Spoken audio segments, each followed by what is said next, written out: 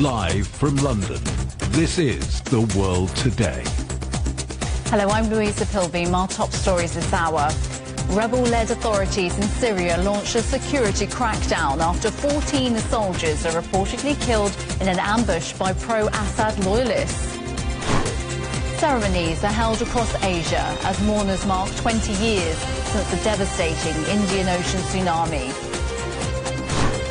Recovering from the pandemic, China's latest report card on its economic health. And China's on track to meet its electric and hybrid vehicle targets a decade early, with 12 million sales expected next year.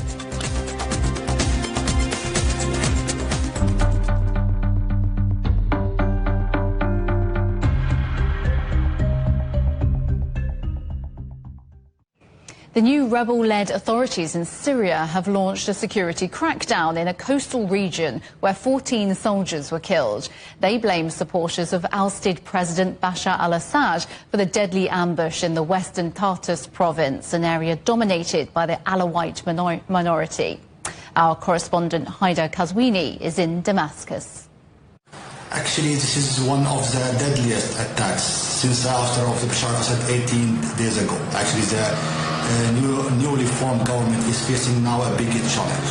The whole story started when a video circulated online about burning one of the Alawite shrine in Aleppo. That video about that violation actually drew demonstrations all across the city of Tartus, in the coastal city, and the city of Latakia also on the coast, and some places in middle Syria and Homs, and in some parts actually where Alawite live in Damascus countryside. The ambush came later after that, killed around 14 members of the police of the HTS-linked government. Actually, HTS-linked government has deployed hundreds of militants to sweep the area and to took off the weapons from the hands of the fallen Assad supporters in that region. The mission of the newly formed government is not going to be easy. We know that Tartus and Latakia are the strongholds of the fallen Assad government, and they are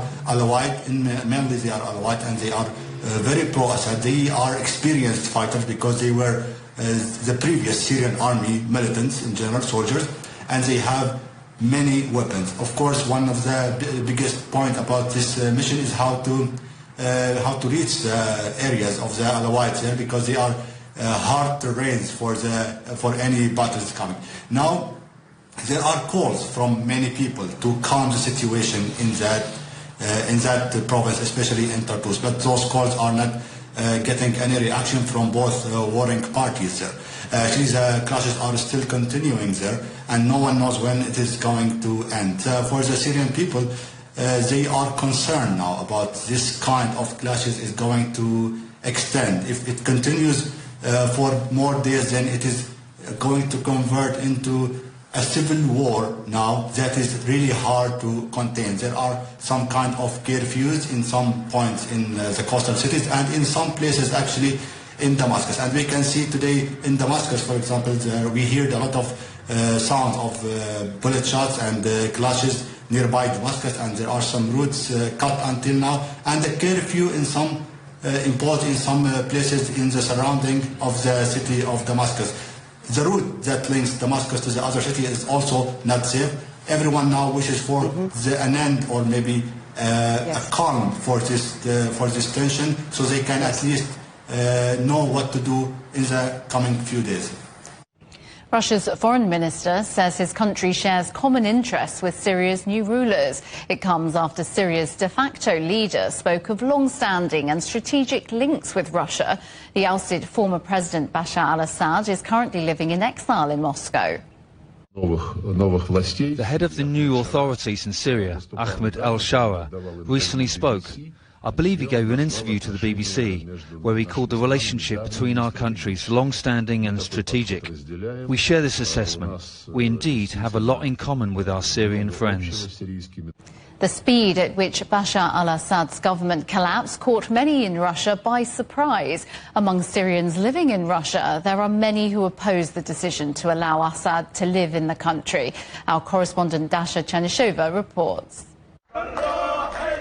A new flag flies over the Syrian embassy in Moscow.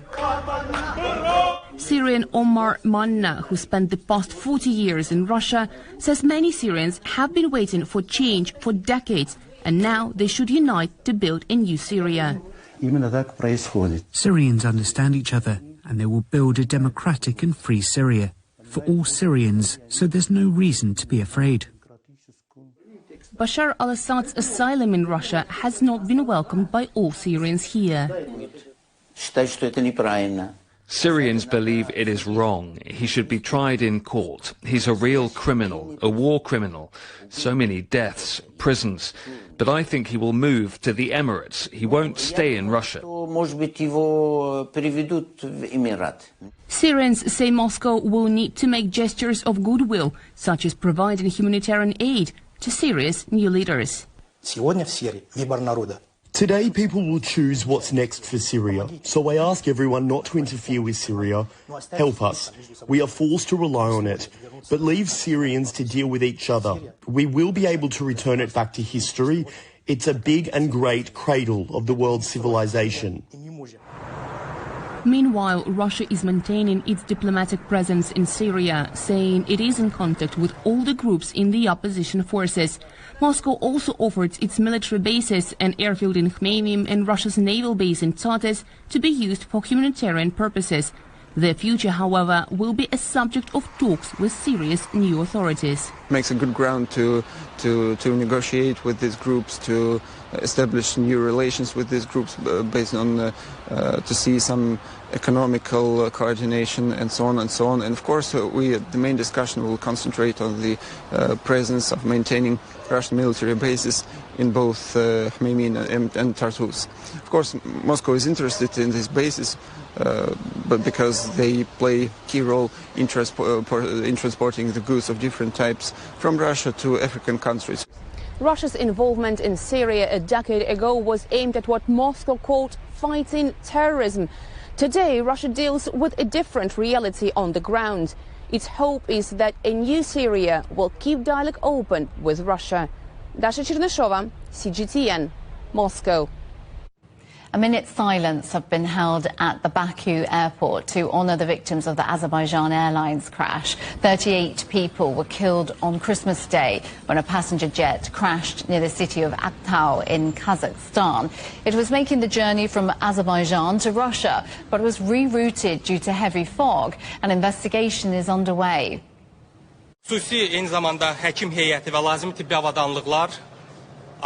Currently, the investigation process is ongoing in cooperation with the Prosecutor's Office of Kazakhstan. All versions are being explored in the criminal case.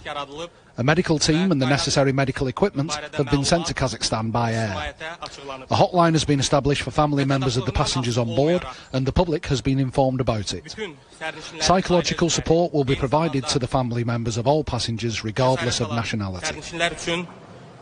Ukraine says it has carried out a strike on a Russian military-industrial facility which is used to produce fuel for ballistic missiles. The attack happened in the Rostov region, but the extent of the damage is unknown.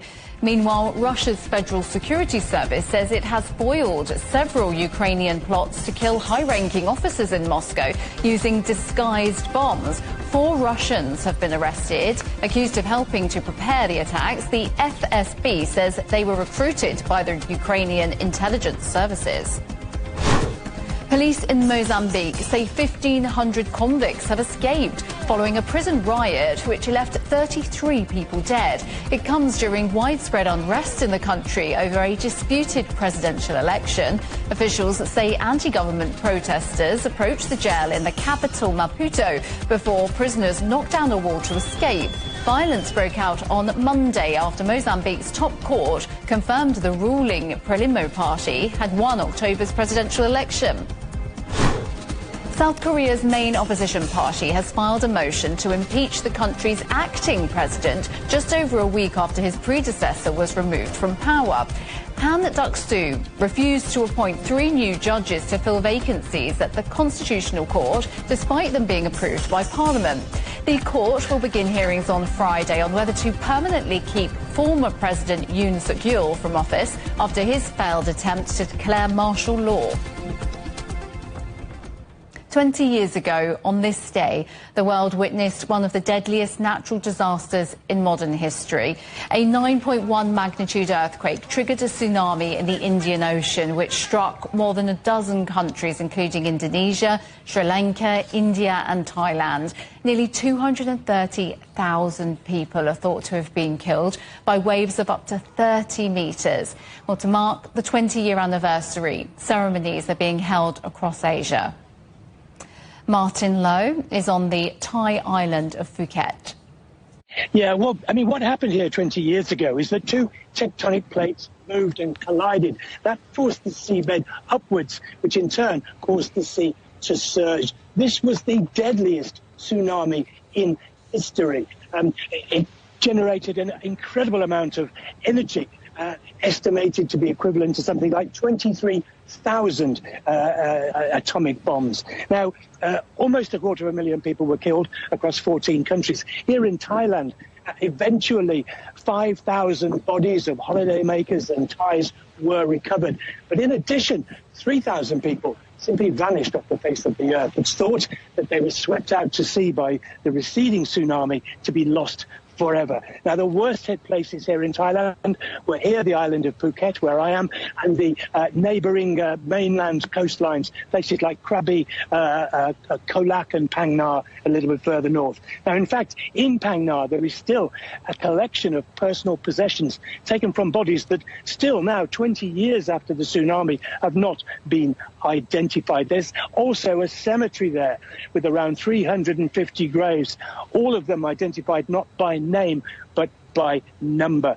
Now, when you talk to tsunami experts, they say this. They say, if there's an earthquake, it's quite likely that people will be killed, but many, many more will be injured. With a tsunami, it's the opposite. Almost everybody who's caught up by the wave is killed, and that's because it moves with such tremendous force. Tsunamis travel at 500 miles an hour. That's equivalent to 800 kilometers an hour. It's the speed a jet aircraft flies at. And of course, the water carries debris. It carries trees, it carries cars, and in some places it can also carry parts of houses. Now, here in Thailand, there's no national remembrance for the tsunami, but individual communities where lives were lost have been holding little ceremonies, wreath laying, praying for the victims, quite often at the exact time that the tsunami wave came ashore.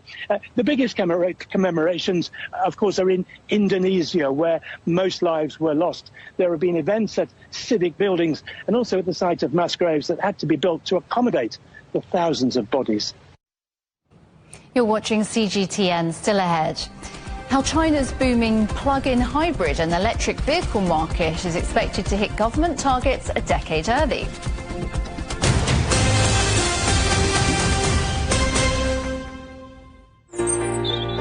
Ever wondered what's the difference between a bear and a bull market? Where are the cash cows? And who are the lame ducks? And what exactly are black swans, grey rhinos, and unicorn companies? Make sense of it all with Global Business, only on CGTN. I think it should be more global cooperation. I would like to hear more the voice of the developing countries. Globalization has lifted more than 1 billion people out of poverty. The green transition has to happen. It's a necessity. For China and the United States are important powers in the world. What unites us is much more than what divides us. And I believe China is committed to this agenda. Join me, Juliet Mann, to set the agenda at these times every weekend on CGTN. You might think you are better informed information age. The fact is, people are more often misled by misinformation. You might think every voice is heard in a digital world. The fact is, many nations and peoples are still underrepresented. And data poverty shuts out many. We at CGTN are committed to transcending the information gap and the digital divide. CGTN, bridging nations and civilizations. CGTN, see the difference.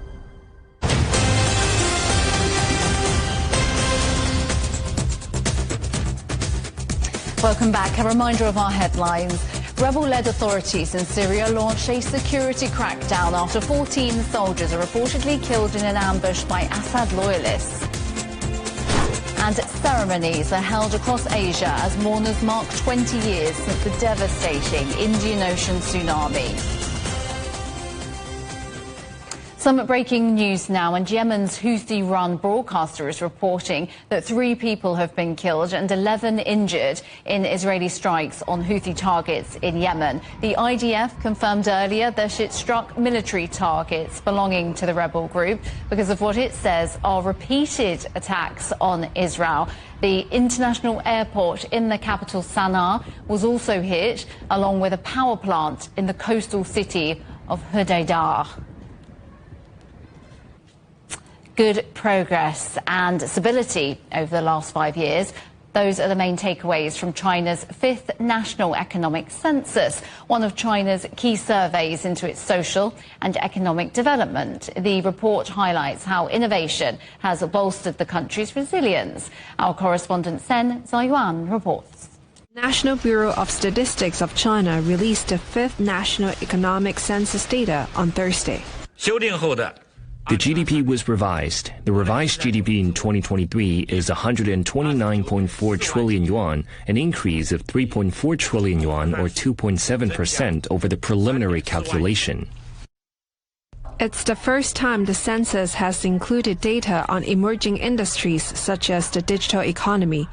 The census covered the secondary and tertiary industries led by wholesale and retail with more than 10 million entities, rental and business services with 4.6 million entities, and manufacturing with more than 4 million entities. Forestry, farming, and fishery of the primary industries are excluded. The number of operating entities in the service industry has increased significantly, becoming an important force in supporting economic growth and promoting high-quality employment. In 2023, the added value of the tertiary industry will account for 56.3% of GDP, an increase of more than 2 percentage points from 2018.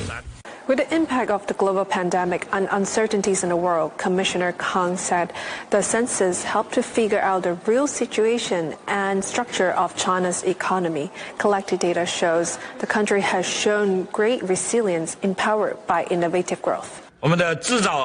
China's strategy of building manufacturing power is being implemented, and the manufacturing industry has maintained rapid development. By the end of 2023, the number of legal entities in the manufacturing industry nationwide reached 4.048 million, an increase of 23.8% from the end of 2018. As per national regulations, the census takes place every 5 years. The innovative drive in the economy has shifted the employment pattern in the labor force. We must also see that the existing conflicts in structural employment are still relatively prominent. Some groups still face some challenges in finding jobs. The next step is to put the promotion of high quality and full employment in a leading position and strengthen employment support policies for targeted groups.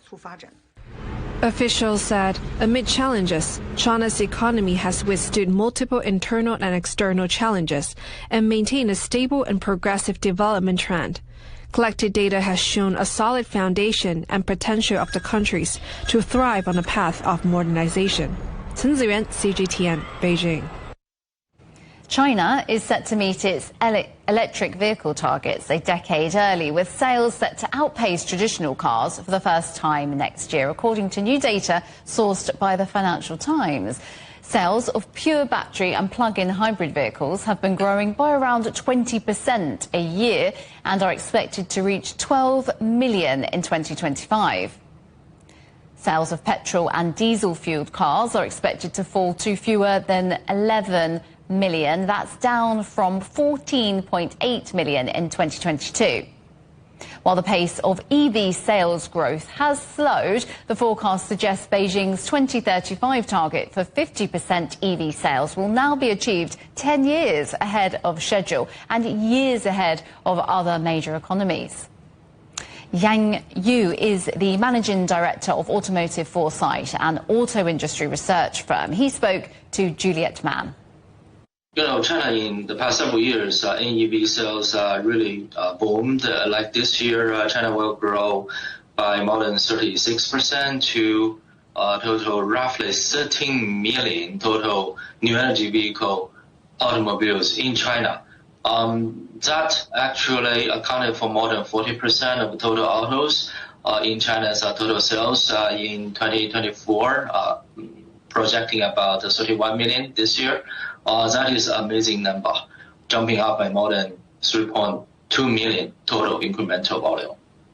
How is China getting miles ahead of the US, of Europe, of Japan? Well, first of all, China has a very good, very complete supply chain, which allows China to offer very affordable, very attractive new energy vehicles here, the BEVs, the PHEVs. The price actually is lower, similar or even lower than gasoline cars. I would say that is the most important factor. Well, the second, I will say China's infrastructure is very good, maybe the best in the world. So we talk about more than 10 million charging piles total, and every quarter, and these charging piles still grow by nearly 1 million units per quarter. So which means in China, you talk about 2.5 vehicles versus 1 charging pile. So you can find charging infrastructure almost anywhere. What does this shift away from traditional engines mean for foreign car makers? Well, that will be a disaster for international car makers, because if you really look at this 13 million, just now I mentioned about this year's total new energy vehicle sales in China, foreign car makers accounted for only roughly 13 to 14% of these NEVs in China. Among this total foreign OEM, you still talk about 8% Tesla's market share. So total traditional foreign OEMs only got about 6% of the total NEV sales in China. So with this kind of a booming total demand of NEVs, of course, the squeezed demand volume of gasoline cars, and we really see this all international famous car makers, their gasoline cars actually is dropping very quickly. So which means basically all replaced by these new energy vehicles. But unfortunately, they do not have some very good products to offer in EV field. It's not just China's domestic EV and hybrid sectors, though, that are doing well, is it? I mean, China accounted for 80% of global sales in those categories in 2024. Can Europe, can the US ever catch up, or is the gap just too big? Well, yeah, roughly China accounted for 70 to 80% already this year. It depends, actually, if Europe and US actually they will accelerate or not. If their policy do not really back up the NEVs, or say especially BEV, the battery EVs, we probably see in the foreseeable future this gap will become even larger. As 2024 draws to a close, we're looking back at what's been a memorable year in the world of sport. History was made at the Paris Olympics, where the opening ceremony was held outside a stadium for the first time, and the City of Love offered a chic backdrop to the Games. Our correspondent Ken Brown reports. Lady Gaga and Celine Dion lit the fuse for the Paris 2024 Olympics, and the fireworks continued for 19 thrilling days. We had a box office comeback from a sparkling Simone Biles, new heroes rising like Léon Marchand, a new world record from Mondo Duplantis, and perfection from China's divers. Greatness guaranteed with 8 out of 8 gold medals. There was time too to fall in love with the city of love. Welcome to Montmartre, the most visited place in the most visited city on the planet. Montmartre is a must in Paris, and what better way to see it than in this classic. Very good driver. This is the Sacré-Cœur, a 19th century church perched high above downtown Paris. More than 10 million people visit each year. But park Marie-Jeanne in front of it and there's only one clear winner. Speaking of winners, Winter Games superstar Eileen Gu was loving the summer vibes too. I have seen so many incredible events. The women's diving synchronized was incredible. Last night we also went and watched the Asia record-breaking performance by the medley team, the relay team, and my friend Zhang Yufei was competing, and I got to see her and meet her, and that was really exciting. Honestly, there have been so many incredible performances by the Chinese team and all the athletes here in Paris. The world watched Denmark's badminton king Victor Axelsen win a second straight men's singles gold medal. And he's a man of many talents. He also went viral in China with some serious Mandarin skills. Time too for some French culinary wonders, to fall off a climbing wall in a Parisian chapel, and to sit back and admire the best in the business just doing their thing. Few did it with the effortless cool of viral Turkish shooter and meme machine Youssef Dikic. Or with the style of Brazilian gymnast queen Rebecca Andrade, who had Team USA's Simone Biles and Jordan Childs bowing at her feet. And who could forget the men's 100-meter photo finish, Noah Lyles backing up some big talk with a big moment. And speaking of cool, Snoop Dogg and Billie Eilish welcoming the flame to Los Angeles has us looking forward to 2028 already. Can't wait. Ken Brown, CGTN, Madrid. The headlines again now. Rebel-led authorities in Syria launch a security crackdown after 14 soldiers are reportedly killed in an ambush by pro-Assad loyalists. Ceremonies are held across Asia as mourners mark 20 years since the devastating Indian Ocean tsunami. And China's on track to meet its electric and hybrid vehicle targets a decade early, with 12 million sales expected next year. That is the world today. Thank you for watching. There's more news on CGTN Europe's channel, on the Telegram app as always, or scan the QR code on the screen to get stories and updates sent direct to your phone.